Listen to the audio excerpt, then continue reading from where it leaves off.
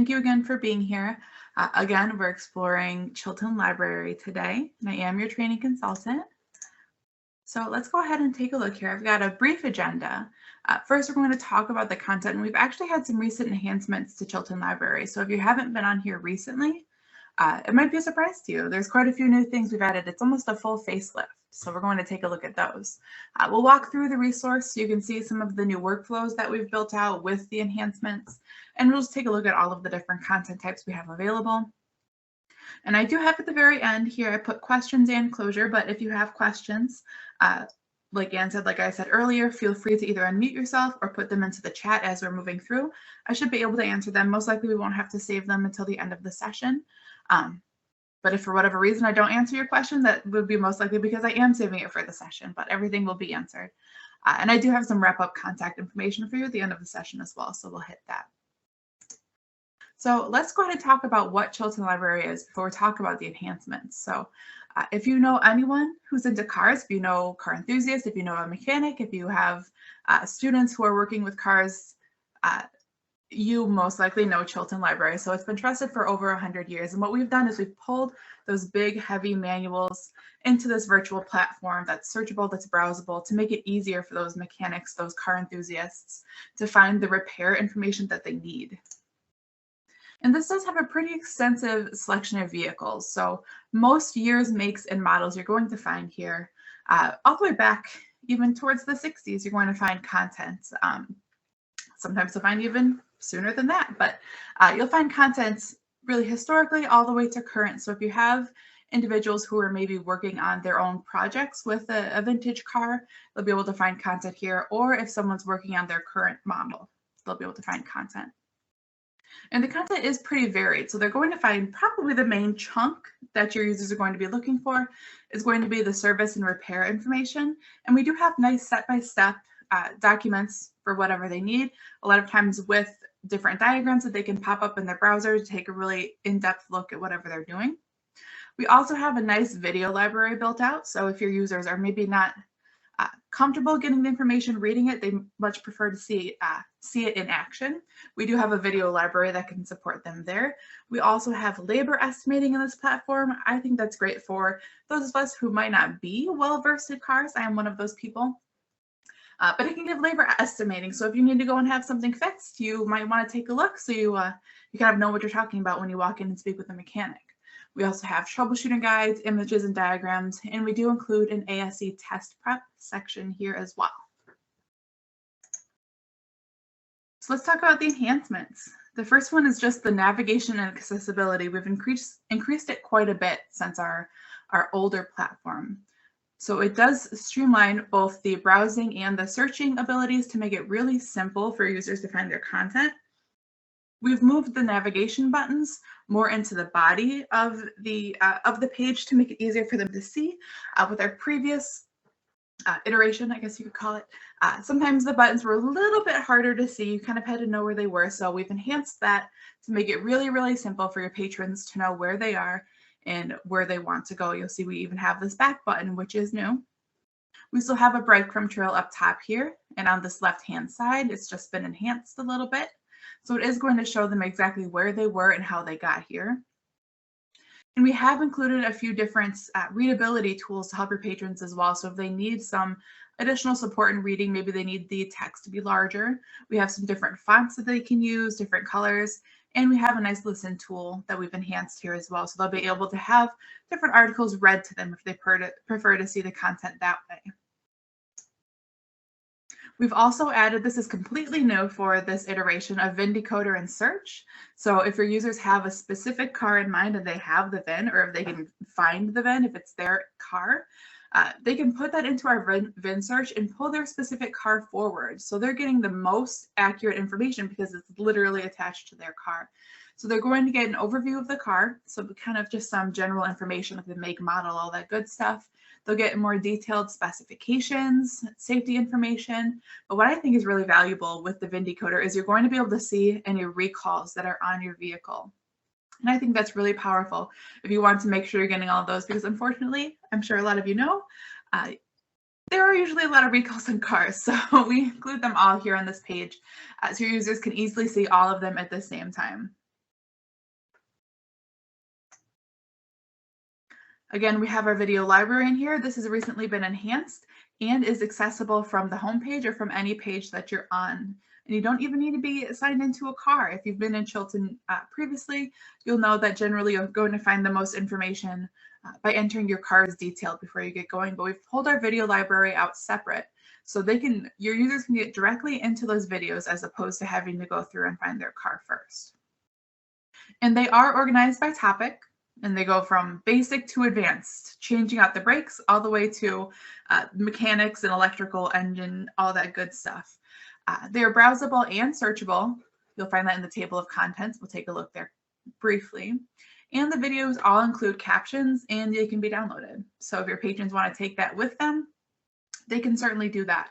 It's also great if they have a laptop or an iPad or some of their tablet and they're actually working on their car, they can have this video pulled up while they're looking at their car so they can really follow along step by step to make sure they're doing exactly what they need to do to fix or to edit, modify whatever on their car. And finally, again, we have those ASE test prep questions. They've been updated. The answer sheet has been updated. So the new results here, previously it just kind of gave a list, right or wrong, that was it. Now we've given a little bit more information. You'll be able to see how many you got right, how many you got wrong, and what your score will be. Now let's go ahead and just take a look at this resource. That's a lot of talking, but I think it's easier to take a look. There we go. Live. So everyone should be able to see my Chilton Library homepage now. If you don't see Chilton Library, let me know, but it should have taken us right there. And this is our homepage here for Chilton Library. So just a bit of information. So again, most likely your users have a vehicle in mind or maybe a model, they know they want to look at a Trailblazer or something like that. So they'll put that information there to find everything that's tagged to that. So all of the service and repair information. But again, before they do that, now we have some tools up top here in this right-hand side. So the first is that VIN decoder that I mentioned before. So it's really simple. They'll just enter in their VIN. And you'll notice we do allow partial VINs as well. So it'll pull up, of course, any vehicle with that bit of VIN that they're putting in there. Let's go ahead and check that. So I already have one entered in here. So it's a 2017 Ford truck. So you'll see my overview here. I can click forward using this little toolbar. We'll see my more specific bits of information. So this might be helpful. Again, for more advanced users, they may need to know this information. Safety specs are listed here as well. And then again, this is where we have our recalls. And our recalls are drop-downable, have drop-down menus. So you can drop this down and you'll be able to read what's going on with these recalls.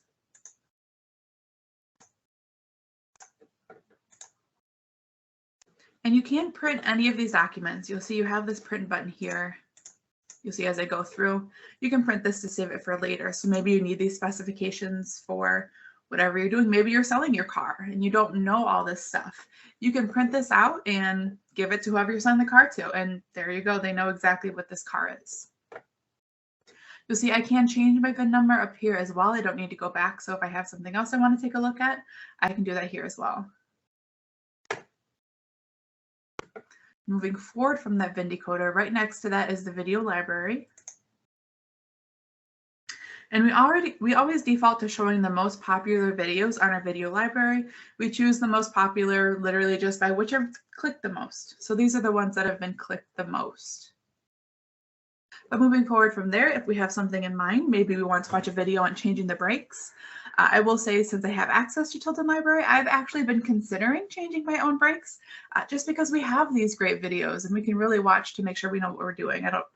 I might not get that brave, but if you have users who are kind of on the edge of maybe doing their own car repairs, this might be a good place for them to go so they can just watch it step by step. So again, we can search or we can drop down here. So you'll see we do have a full brakes section. I can drop this down.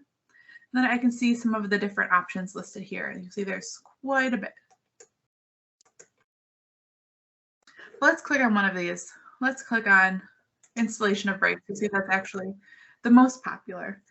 So when I click into the video, it pulls me forward here. You'll see we do just have the next popular videos listed here. So it's just going to play through all of those we saw on that previous page. So if we wanted something related to brakes, the best way to find that is to go into this left-hand side here. So we may watch this most popular video first, and then we realize, oh, okay, I don't really know what bleeding the brakes are. Maybe I can click into bleeding here, and that will put me forward to any videos related to bleeding the brakes. Right here on the video, you'll see obviously you can make this full screen. So again, if they're maybe watching this as they're doing whatever process they're doing, they can make it full screen to see it better. Or under this little 3-dot icon here, this is where they'll be able to download. We do include all captions on here. They default to on and they default to English, but they can easily turn them off.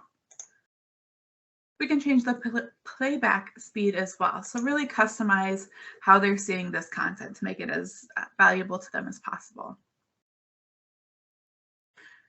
Now, moving forward, I will pause here. Are there any questions before I move forward? Okay, I don't see anything, so let's go ahead and we'll keep rolling then. So moving forward from the video library, you'll have your ASC test prep questions. These are all still listed here like they were before. I'm just going to click into one of these just to show you what they look like, and I'm just going to randomly click a few of these. We'll see if I get any right. But they can go through and answer all of these. They can submit their quiz.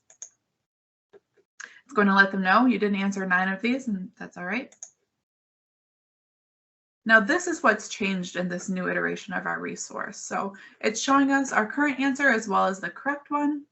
But on this right-hand side, this is what's changed here. So we'll see anything that's not attempted, but we'll also see what we got correct, what we got incorrect. Looks like I actually got 2 correct, which is, for me, pretty impressive. And then it's showing us the percent total. So we got 13% on this test.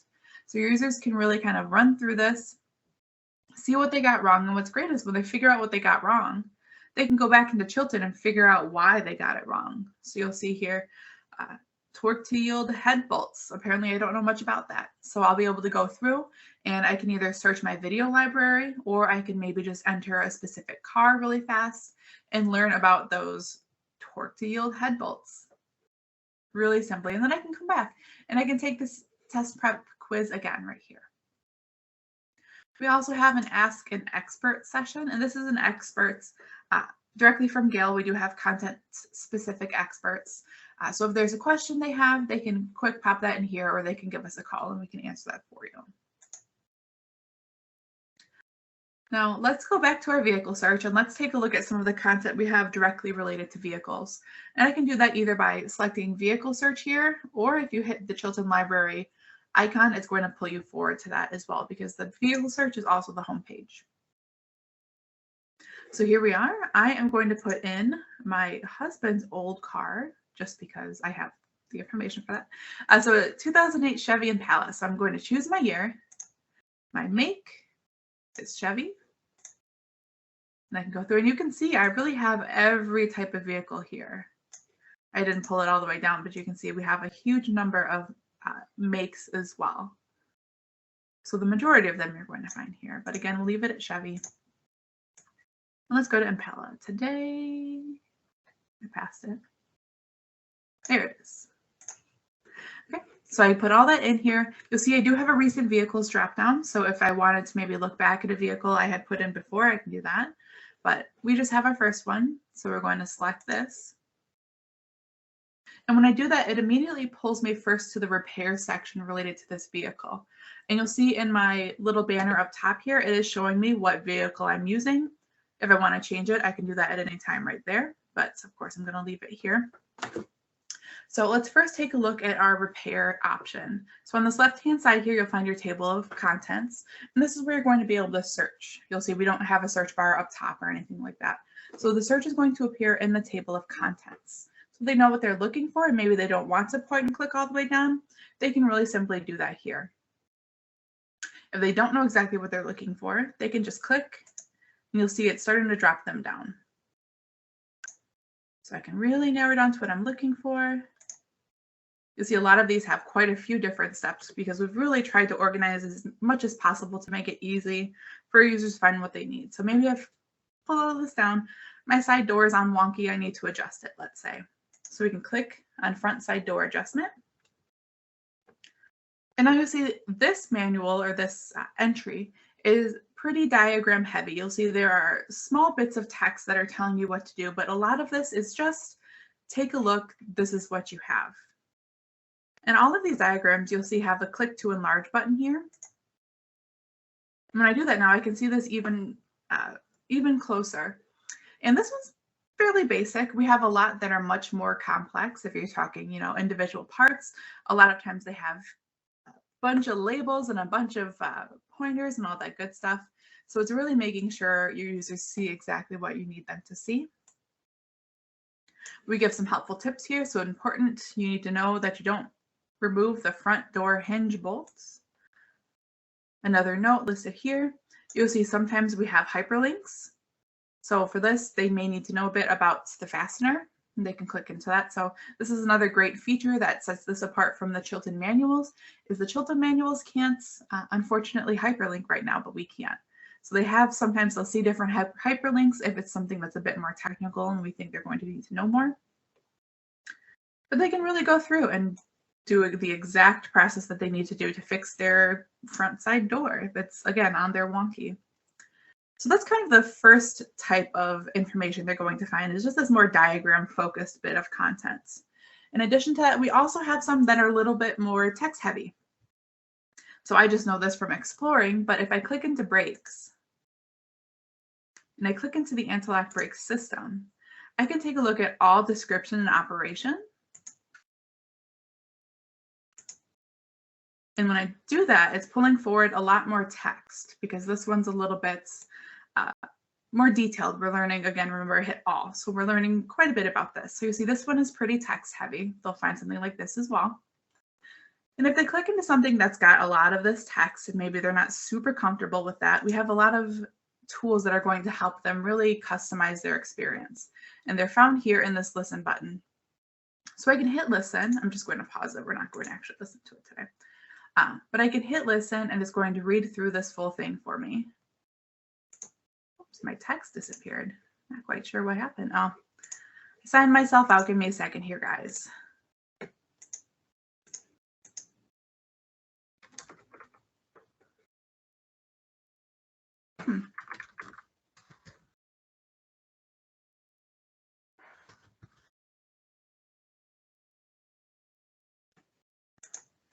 Okay. Give me a second. I am going to just go back and restart Chilton. I'm not quite sure why mine decided to stop working there for a second, but let's go ahead and click back in. Sorry about this little detour, guys. Let me get back to where we were.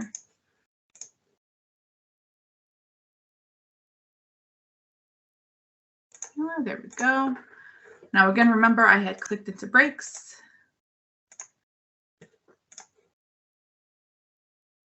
Okay, here's where we were. Sorry about that. So again, you can hit the listen button and have this full article read to you if you prefer. But this little hamburger icon is completely new in this platform here. And if I go down, you'll see I have a few different options. I can download the MP3 of this recording of this listen button if I wanted to. But if I hit this text mode here, it's going to pop forward the text in this little pop-up window. And this gives me the option to edit how I see this. So you'll see I have a few different tools here. So this is where I can increase the font size if I need to. I can decrease it. And if I hit this little AA settings button here, this lets me choose the different font options I have here. So you'll see I have some different options. I do have a dyslexia font here. So if you do have struggling readers who need that, they can certainly use it. We have a few different options to see the text colors, again, just to really enhance the accessibility. I'm just going to leave it black and white today. And then we can change the text spacing here as well. So if you do have users that need that more accessible view, they will need to hit this text mode. Unfortunately, right now, it doesn't change the standard platform view. It will change just this text mode option. But this can be pulled to full screen here as well if they prefer that. And again, that's found right here under this little hamburger icon is where they're going to be pulling that forward. And this little hamburger icon is found on all of our entries, so that one we looked at previously that was more diagram specific. It can do that as well. All of the little captions and little tips, they'll be able to change that text. I just wanted to show you on something that's a little more text heavy so you got a better feel for it. And now if I wanted to navigate back at all, you'll see again, I have this back button. And I have my breadcrumb trail here as well. So I can navigate to whatever section I want in this. Maybe I want to navigate all the way back to brakes and choose a different brake option here. I can certainly do that. So maybe I'm interested in the parking brake, let's say. I can click into that and maybe I want to adjust it. Again, click all the way down. And I'll get to that bit of content here. So you'll see this one's got some options here as well. And this one, you can actually download this diagram as a PDF. So if they want to maybe just save the diagram and use it later, they'll be able to do that on a few of these. They'll get this nice little PDF view PDF option here. Do you have any questions about this repair section, how your users can find content, anything like that? Okay, no problem. Let's go ahead and keep rolling. I will point out quickly, we do have a print button here. I almost skipped right over that. So if they prefer to have hard copies of things, they can print it out right there. But let's move forward to maintenance. So we took a look at this repair section, which again, most likely your users are going to be using this the most because when they're looking for Chilton, they're probably trying to do some sort of repair on their car. So this repair section is pretty powerful. But right next to repair, we have our maintenance section. Clicking into this here, I need to enter in my vehicle configuration. So remember, we already have it listed that we have a 2008 Chevy Impala, but obviously there are quite a few different submodels available here. So I can choose a submodel if I know it. If I don't, maybe I just know the fuel type, maybe I only know the number of cylinders. If I don't know any of this, I can certainly click this full chart list here right next to vehicle configuration. And it's going to list all of the different bits of information for me here as well. So maybe one of these will kind of jog my memory a little bit. Maybe I can go through by fuel type. I know mine is gas only. So maybe I know it's this. So if I click on my sedan here, I can drop down my select and I can choose if I just want to see maintenance 1 and 2. So I just want to see standard maintenance, what I can expect owning this car. I can select that. Or I can choose additional normal or additional severe. So if I've been using my car pretty heavily and I want to see what sort of maintenance I might need since I use it so much and I don't go off-roading in my Chevy Impala or something like that, I can click additional severe, but let's click maintenance 1 and 2. So now when I do that here, it's going to show me what services I'm going to need at each maintenance here. And you'll see this has actually 14 entries. We're just showing the first 5 entries here, but this is going to show me exactly what is going to be needed as I take my car into the dealership. Again, this is really handy if you're not super familiar with cars, but you want to kind of know the expectations when you go and speak with a mechanic, just to make sure you're getting what you need and not necessarily any extras. Not all mechanics do that, but you know, sometimes they might try to squeeze a little bit in there, and if you don't actually need it, it's good to know that. So we have that information here. And then scrolling down, we're giving just some additional notes for all of this. And again, this is just that basic bit of information here. I can print this page out too. So if I want to save this page for later, I can certainly do that. I can go back to my configuration here. If I want to change this up, I can do that. If again, I want to take a look at my full chart, I can do that here as well. And this is also where I can change, again, if I decided, no, I do actually need to go to severe, I might need to replace my air filter. I need to inspect my drive belts, all that good stuff. So that'll appear down here as well. Now moving forward from maintenance, you'll also find your labor estimating. So you see this looks just like that repair section. I'll be able to either search for something specific I need, or I'll be able to just drop down here. So let's stick with brakes. So I can drop down here. I know I need to service brakes, and maybe I don't want to do it myself, but I want to know approximately how long it should take. I can click into, let's say, replacing my brake pads. And now we're going to get a quick bit of information here. You'll see we have 2 different time categories, regular or severe. Of course, changing brakes is pretty much always going to be the same, but if you do have a severe situation that's going to take longer than just your standard brake replacing, you can switch over to severe. You'll see we've only changed this just a little bit because again, changing brakes is fairly standard, regardless of the the situation of your car here. So it's giving the different hours expected here. Underneath, it tells you exactly what these hours are. So you'll be able to kind of get a brief understanding of this. And with brakes, it's a bit more basic, but if you need something specific done, like maybe there's something going on with your engine and you want to take a look, because of course, fixing your engine can be pretty expensive. You can take a look here, start to narrow down to see exactly what's going on with your engine, to see how long it's going to take for them to do whatever they're doing. And again, this is an estimate. It's going to change based on your mechanic. It's definitely going to change based on if you're going to your dealership or going to the maker of the car versus going to like a third-party mechanic. But this is good just to have to kind of get a basic understanding. It'll help you speak with your mechanic just to make sure that you're both on the same page with what you're expecting. And this page, just like the other ones, can be printed here as well. So if you want to take that with you to the mechanic, you can do that. Of course, you could also just pull it up on your iPad. And I will say Chilton, I didn't mention this earlier, is also mobile responsive. So you could even pull it up on your phone if you're literally at the mechanic and want to pull this content up. You can access it on your phone. And one last section here is going to be our bulletins and our recalls. And this is going to look similar to when you put in your VIN number if you're using that VIN decoder, but it's going to be more broad because, again, remember, we're not looking at our exact car. We're just looking at 2008 Chevy Impalas just in general. So most likely we're going to see more content here, but we do have the ability to filter this out if we want to do that. You'll see I could choose more than one option here. I can also search if I just have a keyword in mind. If I know, I think with this car, there was an issue with the seat belts. If I'm remembering correctly, there was a recall on the seat belts. So maybe I just wanted to type in seat belt to see if that pops something up. I can do that.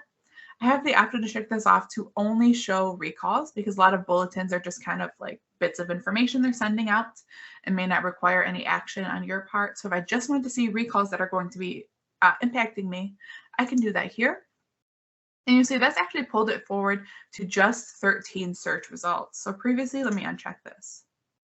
We had 1,100 bits of information here. So most likely those are, again, just going to be little bits of information that the company is just sending out to let people know about some random thing in the car. So if I want to only see recalls, I'll do that right here. And you'll see there are a few different options to really work with this content. So I'll be able to have the read speaker on this. Not all of our bulletins work properly with the read speaker. It does depend on how the car companies send over their content. But if it does work with our read speaker, you're going to see our read speaker button. And you're also going to see that it can open up as a PDF. And I will also mention a lot of bulletins and a lot of recalls will apply to more than one type of vehicle. Like you'll see this one's got quite a few different car models attached to it. So if it does apply to more than one vehicle, they'll all be listed there. And if I were to search different vehicles, they would all see that content right here. So as they're clicking through, they might see some different things that are related to more than one vehicle. That's especially true for some of just the bits of information that they've pulled forward or some of the technical documents. A lot of times they'll be related to more than one car.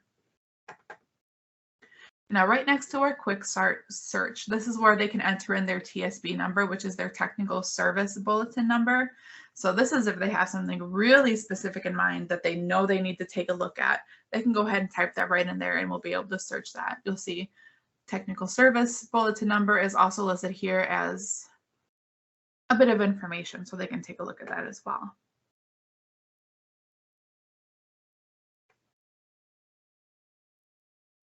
Now we've got some time left. I expected to spend about 45 minutes in this, but we actually knocked it out in about 30.